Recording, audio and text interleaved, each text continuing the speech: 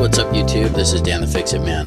Got another quick video here for you. I'm going to show you how to change your rear brake pads and your rear brake rotor on a 2004 Toyota Avalon. Now this is a rotor drum combo. The parking brake is inside this portion, and then of course the rest of it is just like a regular brake rotor or brake disc. But the first thing I like to do is push this caliper back at least a little bit so that we can take it off easily. You can see that this brake rotor here or disc has worn down so much it's got a thick lip out here on the outside edge, and if you don't push the caliper in at least a little bit, it will be difficult to take this caliper off. The easiest way I found to do that is just with a regular flathead screwdriver or a small pry bar. Before you do this, it's a good idea to pop the hood and take a look at the master cylinder. Just verify that the fluid level isn't too high so that it's not going to overflow when you push this piston back in, because that pushes the hydraulic fluid backwards through the system, and it will overflow if it's all the way full.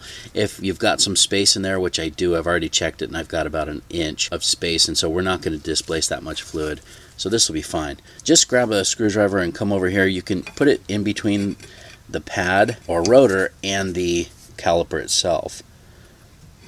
If you can just kind of wedge that in there, and you're pulling the screwdriver towards you, which is prying the piston in.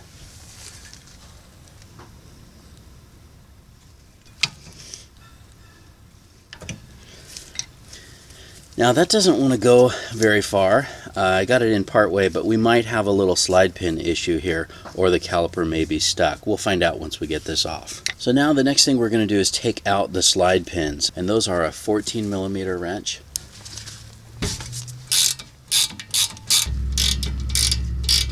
So this bottom slide pin is pretty stiff. Even just in unthreading it right now, it's I can feel that it's a lot stiffer than normal, so this is probably bound up a little bit in here. Now these slide pins definitely feel a lot stiffer than they should be. That happens when somebody uses either the wrong kind of grease in there, or there's no grease at all and they get bound up. Yeah, that's definitely stuck. See if we can't pry those out or push them out.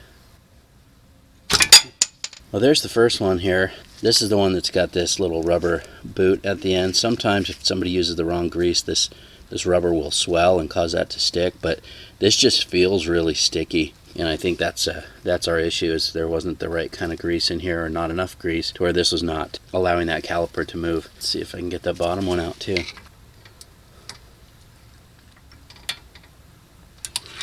Wow, it's really stuck in there. You know, it still spins. I wonder if that will help loosen it up a little bit.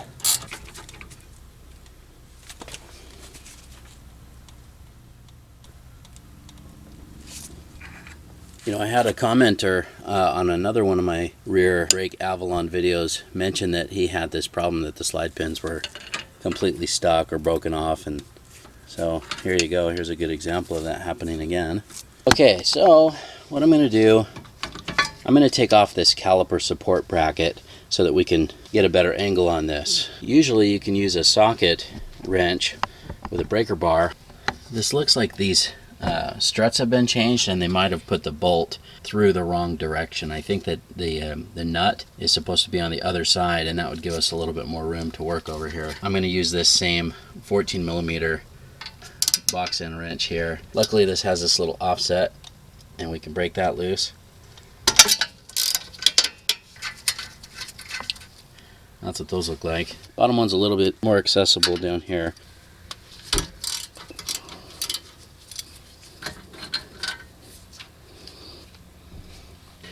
Alright, now just pull off the whole thing.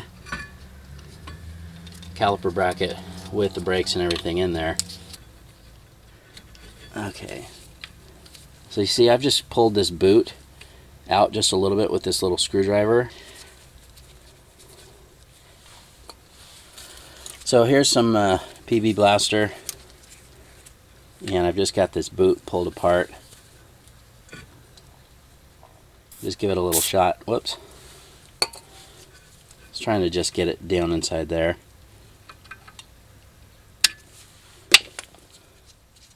And then see, this turns, but oh man, there it is. I can't believe that worked. Well, there it is. That was just so sticky and so bound up with gunk that it wouldn't come out. And I hit it with that PB blaster. I can't believe that worked. That's it. Came right out. That was very stuck too. I usually don't put anything in here to clean them. I usually just grease the pins and put them back in. I'm going to try to get something in there to clean all of this out now. We can set that aside for right now. The bottom pin doesn't have this, the rubber little bushing at the end. That's only in the top pin. These are different torque specs too. And our rotor isn't even stuck. If it is, you can just hit it with a hammer a few times, or this has the little holes in here that are threaded. You can put some bolts in there and they'll push on the hub and pop this off, but this was already loose. Just one note on the old rotor and drum, we just want to pull out this little rubber plug. That's the access hole for adjusting your parking brake without having to take this off. But the new one doesn't come with one, so I'm going to clean up these parking brake shoes with some brake clean. I'm just using this this brake parts cleaner. I try not to put too much of this on the pad material, so really just kind of trying to spray on the inside here and clean this up.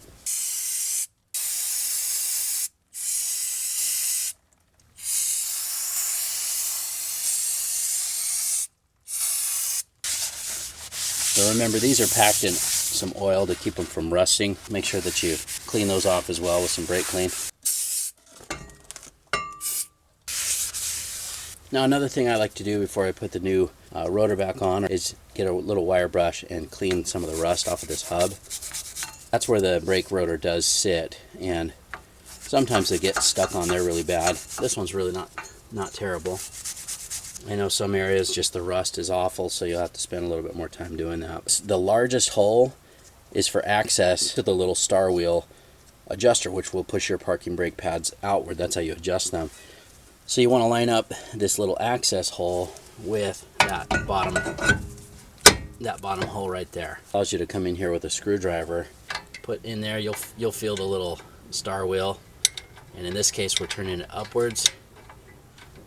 Probably won't take much.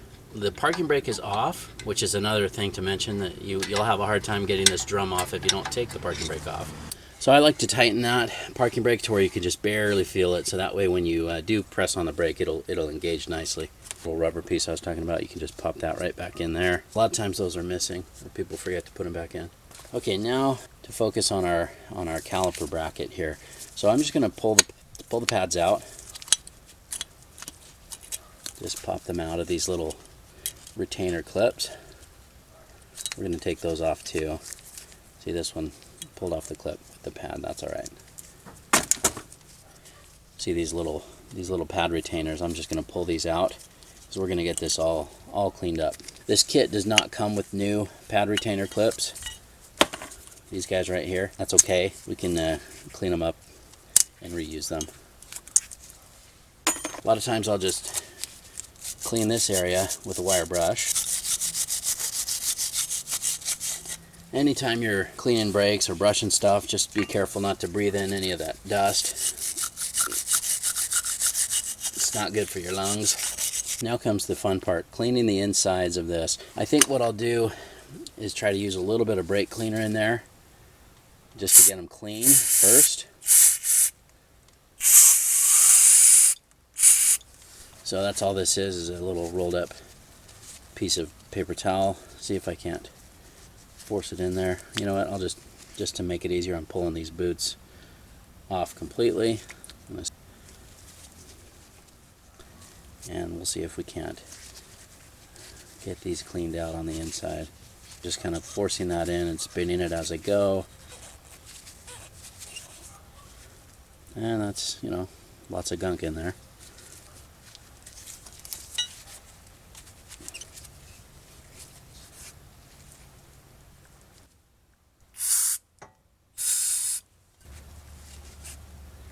And you can see we've got a little bit more crud and rust and debris there. And let's do it one more time just for good measure here. I'm going to use the screwdriver. I've got a smaller piece of paper towel in here now. I'm just pushing that in and spinning that around, just trying to get as much of that debris out of there as we can. That looks a little better. Yeah, big difference there.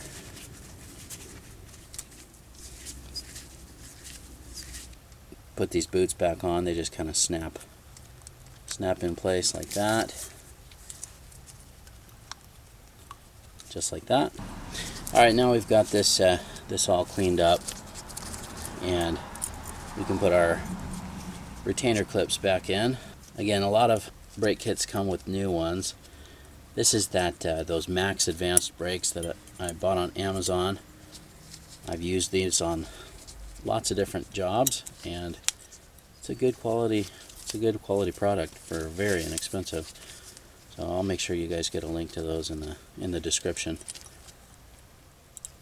Now, some people put a little dab of grease underneath here. I think that's fine. Might help protect this caliper bracket from rusting. I don't get a lot of rust here, so I don't usually worry about it, but I do put some grease on the other side where you've got the movement. You know, the pads sliding back and forth, or they're supposed to at least, when your caliper pin is not stuck, or slide pin. But since I'm reusing these clips, I'm going to give them a little bit of a cleanup here too with the brush. Yeah, it's kind of hard to show this, but again, just don't breathe in any of this brake dust here. Just kind of using the rotor here as a support so I can clean these.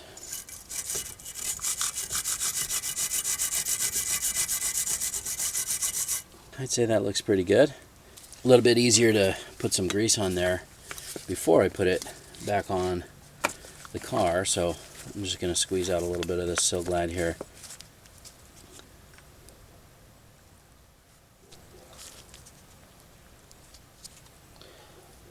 Again, I'm just trying to get a good amount on the insides of these without making a big mess. You don't want tons of grease on there because then it'll, you know, get on the rotor when you put this on. One more thing I'm going to do before putting this on, I'm going to put some grease in these little slide pin boots, and I'm going to try to push that in a little bit with this little screwdriver. Of course, I'm going to be greasing the slide pins too, but might as well start out with a little bit of grease in there too. Alright, now we can bring this over here. Just line it up with these same bolts. You know, I didn't mention this caliper is so light, I just have it sitting over here. On the heavier one, sometimes you need to tie it up to the shock or somewhere up above so it doesn't fall or put pressure on that brake line, but that one's so lightweight it's not a big deal for it to just sit over there. Now the torque on these bolts is 34 foot-pounds. See if we can't just get this bottom one at least torqued down. Now the top one's going to be difficult to do. I don't think I can get a torque wrench on there.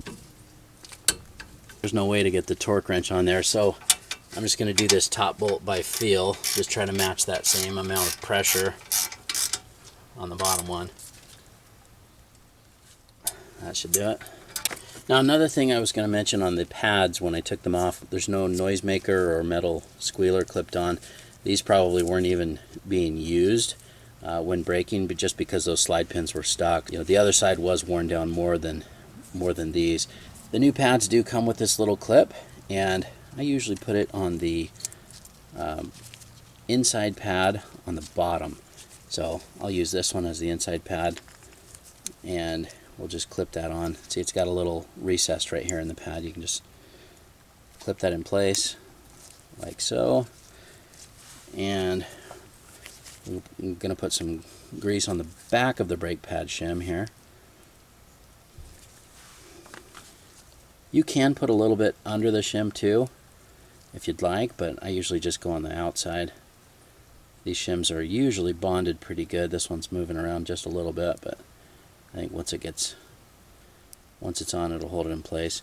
Just put a little thin layer of grease on there, and some at the ends here too. You can see where it's going to slide. Just make sure you do not get any grease on the pad material or the rotor. If you do, just remember to clean it off. And those just fit right into place like that. Same with the outside pad. Just get some grease on there and some at the ends as well.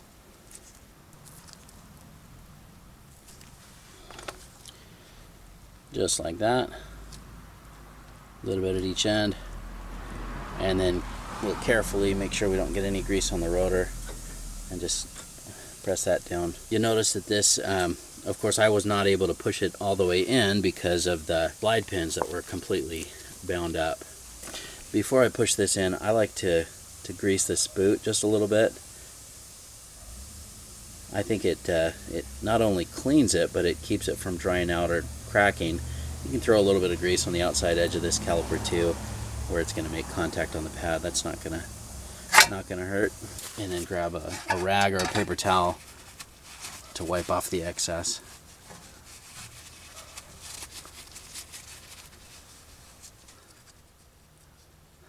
You know, a lot of times gunk and junk will get in and around there, or the boot will dry out, it'll crack, and you know, then it'll leak or it'll bind up.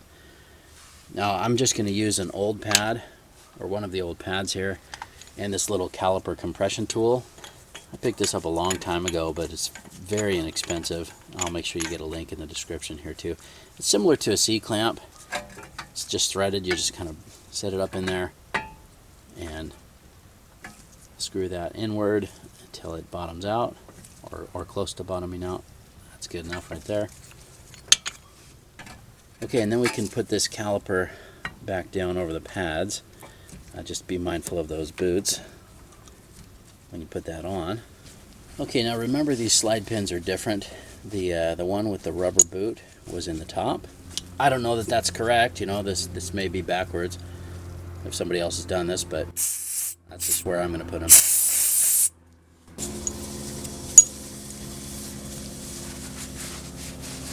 So we'll just clean those up with some brake clean as much as possible.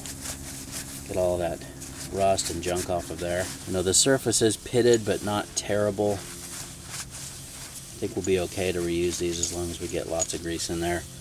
Again, with the Sil-Glyde here, I'm kind of running low on this tube.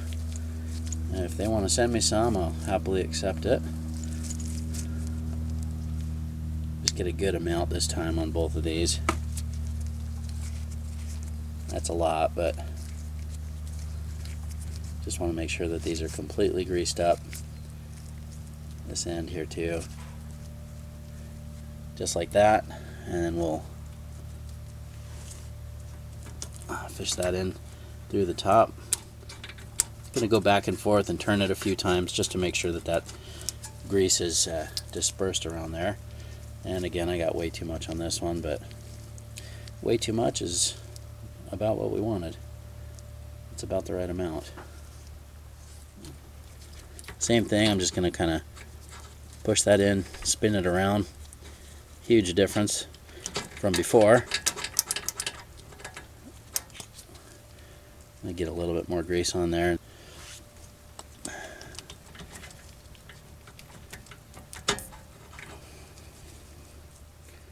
Any excess grease you can put on these little boots here. Also keeps them from drying or cracking. That should do it. We'll get these started by hand.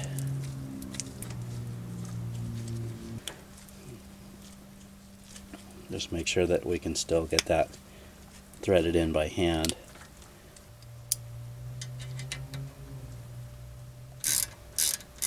Now the torque spec on these is actually different. It says 20 for the top and 14 for the bottom.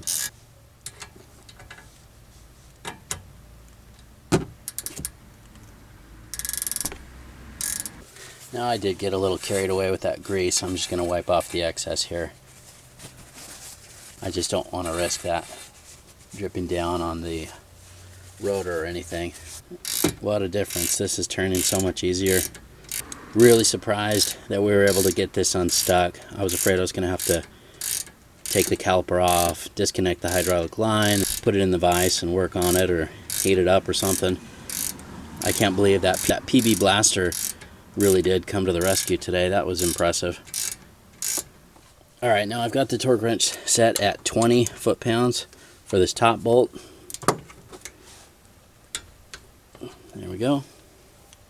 And set at 14 for the bottom one. That's it.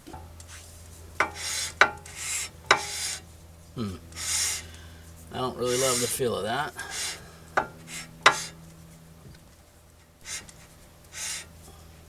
Okay, so when I said too much is just enough on this bottom pin, when I was putting the grease on it, I had overpacked that with grease, and so I just, sorry I wasn't filming, but I went to turn this rotor, and there was pressure, because there was so much pressure from the additional grease that it was pushing the caliper, you know, back this direction, applying pressure on this outside pad. So I took it back out, cleaned out some of that grease. Now it's good. I noticed that as I was putting in, you know, I really had to press on it in order to get it started, and that's the reason. I just had way too much grease in there that the you know, it's not compressible. Maybe it would have eventually, you know, come out or pressed out around this boot, but I went ahead and cleaned out some of that grease, which was a little too much, and now it's working the right way. And you're done. Just remember to step on the brake pedal a few times until it's firm, which will push that caliper piston back out up against the rotor where it needs to be. Go ahead and double check your master cylinder fluid level as well. Make sure that that's also at the appropriate level before putting the cap back on. Make sure you get everything torqued to spec before you get on down the road. So again, I hope you liked the video. Give it a thumbs up and subscribe if you don't mind. That does help me out. I'll put a link in the description where you can buy a lot of these tools and parts, including the brake pads and rotors used in the video as well. Thanks so much for watching, and good luck.